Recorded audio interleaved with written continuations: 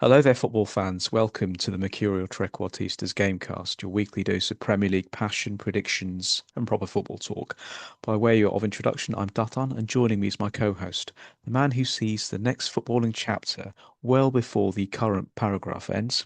Mark, how are we feeling? Doing all right, but that's only because I generally skip to the end of the book. So, Okay, so what's on the menu today? As always, segment one is going to be Premier League talking points. The second segment will be fantasy football. And we will round things off with our third segment, the obscure facts section, which is the segment growing in confidence and reputation every week. So diving straight into it, as always, much to get through. Let's start with the relegation scrap at the bottom of the Premier League. So, Mark, things really are hotting up at the bottom of the table, and we've alluded to this quite a few times over the last few weeks, but it's crunch time. So, Wolves were the first team to be relegated. I think it was about 2 weeks ago or so. And Burnley followed them into the Championship shortly after that. So, it wasn't last week, it was the previous week on the Tuesday. They lost 1-0 to City.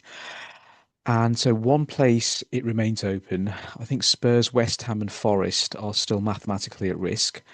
I was reading that Opta put Spurs as the most likely to go down with a little over 58% as a chance of their being relegated. The other two, West Ham have a 38.2% chance, and Forest's risk is far lower at just 2%. But what do you think? Who might be heading down to the Championship? yeah, well, it really is getting to the business end, isn't it? And it's worth noting just how well Forest have done. I mean, they have picked up incredibly, and I thought they'd be the ones to go down, to be honest. Just not scoring enough. All of a sudden, they've started finding the back of the net. The goals are flying. The European campaign is well and truly on. And it does kind of coincide with Chris Wood coming back as well, doesn't it? So he's made a timely intervention, I think. I think they're going to get away with it. I think they're going to do it. So that puts it down to Spurs, West Ham. You look at what they've got left. I think whoever's going to stay up is probably going to need two wins. There's not many games left. West Hmm. Ham do have Arsenal coming up in the fixture list. Yes. I mean, if they're going into that derby, really going for it, yeah, that could be a crunch game. But you look at Spurs right now, and you do wonder where the wins are coming from. Even the one last week didn't exactly look comfortable. I mean, the the damp squib of the season finishes with neither team winning anything, and it just stays as it is. But yeah, you want to see him making a bit of a fight for it, but it's not looking good for Spurs. I don't think. I think they've got the bigger ask because they just look totally bereft of confidence, spirit, all sorts. And at this time of the season, when you're in a relegation scrap, that's pretty much key ingredients. That's what you need. You need to fight to stay up. So yeah, big weekend for them. You know how they say that when teams are challenging for the league, those that have experienced it in the past, they often tend to do better. In a way, West Ham and Forest, they spent more time over the last few years closer to the bottom of the table. They may be better prepared mentally for what's to come in the next few weeks than the Spurs players, who, in all fairness, they've always been pushing for Champions League places and top six places. That's what they used to. That may have well, some kind of an effect as well. But we've said this before, but how can Spurs find themselves in this position? It's just unbelievable. A club of that size, the amount of money that they've spent over the last decade or so, and the quality in that squad that the managers that they've had should have been able to get decent decent results from. It's just unbelievable. It really is. Yeah, yeah, total Yeah. mess. High frequency of manager. A lot of money spent. Short termism from the board. Yeah, it's not been great, and this is an all new experience for a lot of them players. So yeah, it's going to be a tough one to get out of. There's still games left, but there's not a lot.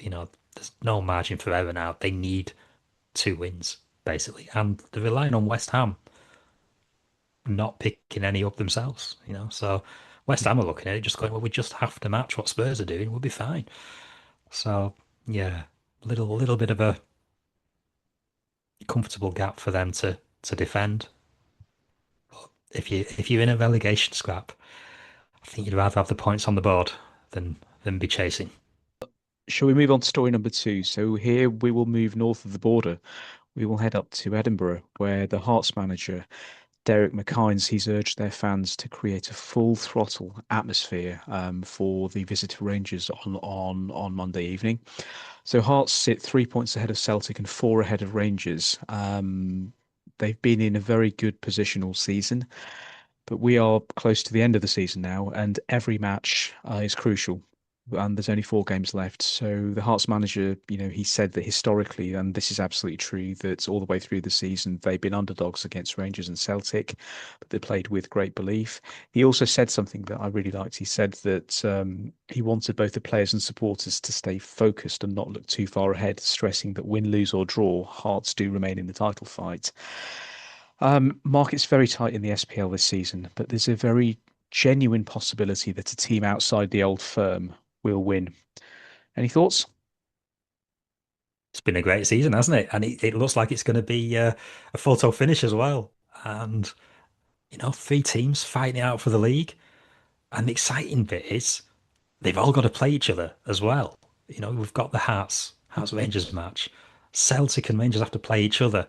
And then on the last day of the season, Celtic and Hearts. It could be a last day decider. And what a season that would be. You'd hope Hearts could get over the line. It would be heartbreaking if they couldn't do it now. But yeah, this has been some season for them, and hopefully Mm. they can see it through. Yeah, I mean, I noticed this week that both Andy and Jamie Murray, they are both huge fans of Hibs. They've openly stated how good it would be for Scottish football if Hearts were to win the league. And bear in mind that Hibs are the intercity rivals of Hearts. So that in itself, it tells its own story. And I think all of us agree that it would be a welcome change from the old firm. Nothing against the old firm at all, but they have, They've won enough. won a lot of. They have won enough. So, and a very quick thought on Derek McKines. I mean, to me, this season, the way he's conducted himself and sort of carried the team and the supporters through the journey of sort of getting to being this close to winning the league. It's to me, there were shades of like Sir Alex Ferguson when he was at Aberdeen. And do you think at some point he might move south of the border and move to the Prem? Well, you never know. I mean, he did have a bit of a go, didn't he, at Bristol City? Saved them from relegation, and then Yes. I think sacked maybe a year or so afterwards. But why not? I mean, if you've turned around and managed a team to break up the old firm monopoly, then Yeah. yeah, you should have the pick of the jobs. Mm. But not now, not now. Let him do the job at Hearts. Get him in the Yeah. Champions League. Let's see you managing that Hearts side in the Champions League, and Yes. then he can Great have the point. pick of the jobs after that. Yeah, I think so. And, there will always be jobs available, this summer and in summers afterwards as well. So there's no issue with that. So, no, let's wish Hearts very well and let's see what happens. And we move on to story number three. So we have uh, one of the biggest games in British football this weekend. So it's Man United versus Liverpool. In terms of form, Man U have taken 29 points under Michael Carrick. So I think that's the best run of form by any team in the league since Carrick took over, which is hugely impressive. And Liverpool arrive on the back of a 3-game winning run. And this is despite having a very patched up squad. They've suffered an awful lot of injuries in the last few weeks and months. And on the subject of injuries, I think Man U is still sweating on Shaw and Cunha, and Liverpool are still without Salah and Alisson, and unfortunately, the very talented Hugo Ekitike is now injured for the rest of the calendar year. I think Old Trafford will be a factor here. So Man U have banked about 36 home points, and it's a huge improvement on last season and also on the previous coach whom Carrick took over from. But Liverpool have lost only 2 of their last 6 trips here. But how do you think it will go on Sunday afternoon? Do you know what? It's kind of a bit of a free hit for both sides on this one, isn't it? Uh, with Champions League qualification hanging on it a couple of weeks ago, this could have been a tricky fixture. But between Chelsea's self-selected plummet off a cliff, uh, they're both virtually there. I think Man United only need one more point, and Liverpool now only need two. So either side losing this is probably not going to be costly. I think Liverpool probably want to get it sewn up earlier because they do have Villa for the last game, and I don't think either side will want to leave it to the last game for a Mm. shootout. But yeah, this one it feels like there's a lot more pressure on it early. Both sides will want to win because of the game that it is, but if anybody does lose, it's probably not going to be as costly as it could have been. So, Yeah. will that make it a bit of a ball draw or an anticlimactic win either way? Or will it be a no pressure, all goals flying kind of game? Bit Well, I of a mean, coin toss for me on that. well, we've spoken about the old firm, and if there's one game in British football which gets the blood flowing in the same way, it's Man United versus Liverpool. They aren't part of the same city, but geographically, both cities are very close to each other, and there's a real disliking between both sets of fans. So, um, just due to the nature of the game, I don't think one will ever be, well, a game in between these two clubs will ever lack passion. So there'll be plenty of that, but. I mean, a draw does seem the more likely outcome. It could even be a nil-nil. This is my gut feeling, but I'll come on to that for the fantasy football in a bit. Well, there you have it. Some interesting stories this week. We will, of course, keep an eye on these stories in the weeks ahead, leading up to the end of the season. We move on to segment two, which is fantasy football. So, let's start with the Friday night fixture this week. So Leeds versus Burnley. I'm not going to recommend any Burnley players, but for Leeds, Okafor is in fine form, and Dominic Calvert-Lewin. I expect him to be amongst the goals, especially as they're playing Burnley at home. After that, we have Brentford versus West Ham. So Brentford always very strong at home, but West Ham, if you are going to pick one of their players, probably Bowen, because I think post-injury Somerville has dropped off, but the player to go for in this fixture is Thiago. He didn't score against Man U. He fluffed three easy chances on Monday night. However, at home against Brentford, I expect him to put quite a few away. Then we have Newcastle's versus Brighton. I'm going to go for a draw in this one. I I just can't see either team sort of eking out a win. Wolves versus Sunderland.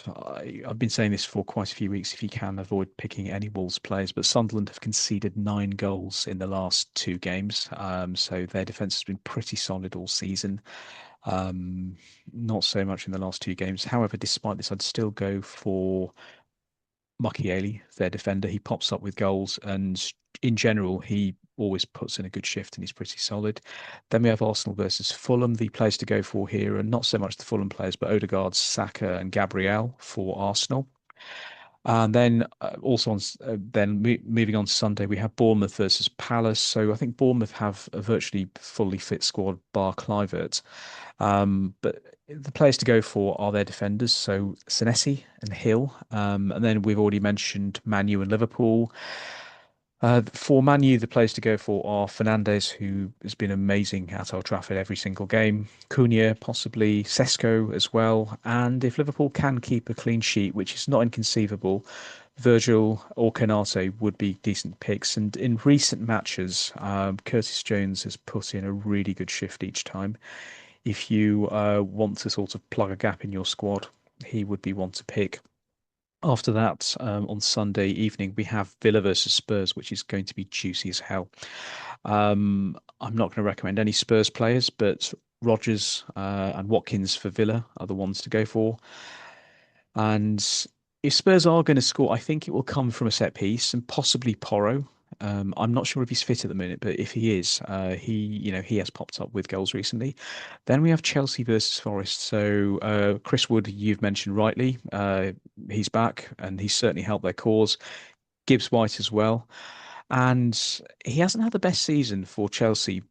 We are fans of his, but Cole Palmer, I think at home he has one of the highest shot rates amongst all the Chelsea midfielders. This may be one of those strange games where it just all comes together for him. I don't know why. It's just a gut feeling. So if you fancy a punt, stick Cole in there.